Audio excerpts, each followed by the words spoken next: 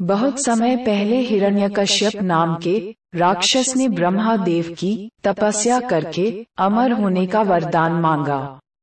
जब ब्रह्मा देव ने अमरता का वरदान देने से मना कर दिया तो उसने मांगा कि उसे संसार में रहने वाला कोई भी जीव जंतु, राक्षस, देवी देवता और मनुष्य मार न पाए। साथ ही न वो दिन में मरे और न ही रात के समय, न तो पृथ्वी पर मरे और न ही आकाश में, न तो घर के अंदर और न ही बाहर और न ही शस्त्र से मरे और न ही अस्त्र से। हिरण्यकश्यप की तपस्या से ब्रह्मा देव खुश थे ही, इसलिए अमरता के एक वरदान के बदले उन्होंने ये सारे वरदान उसे दे दिए। इसे पाकर उसने हर जगह तबाही मचाना शुरू कर दिया। उससे मनुष्य ही नहीं, देवता भी परेशान रहने लगे। वह अपनी शक्ति से दुर्बलों को सताने लगा। हिरण्यकश्यप से बचने के लिए लोगों को हिरण्यकश्यप की पूजा करनी पड़ती थी।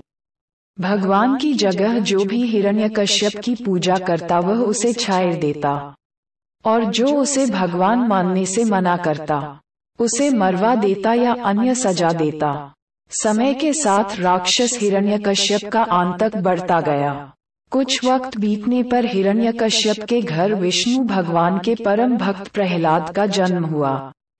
हिरण्यकश्यप ने प्रहलाद को कई बार विष्णु भगवान की पूजा करने से मना किया और कहा, मैं ही भगवान हूँ, तुम मेरी आराधना करो। हर बार हिरण्यकश्यप की बात सुनकर प्रहलाद कहते, मेरे सिर्फ एक ही भगवान है और वो भगवान विष्णु हैं। प्रहलाद की बातें सुनकर हिरण्यकश्यप ने उन्हें मारने की कई कोशिश की, लेकिन वह सफल नहीं हो पाया। भगवान विष्णु अपनी शक्ति से हर बार हिरण्यकश्यप के सारे प्रयास विफल कर देते थे। एक दिन हिरण्यकश्यप के घर उसकी बहन होलिका आई। होलिका को आग में न जलने का वरदान प्राप्त था। उसके पास एक कंबल था जिसे लपेटकर यदि वह आग में चली जाए तो आग उसे नहीं जला सकती थी। हिरण्यकश्यप को अपने बेटे से परेशान देखकर होलिका ने कहा, भैया, मैं अपनी गोद में प्रहलाद को लेकर आग में बैठ जाऊंगी, जिससे वह जल जाएगा और आपकी परेशानी खत्म हो जाएगी। आग में जिस दिन होलिका जलकर भस्म हो गई थी, उसी दिन को आज तक लोग होलिका दहन के नाम से जानते हैं।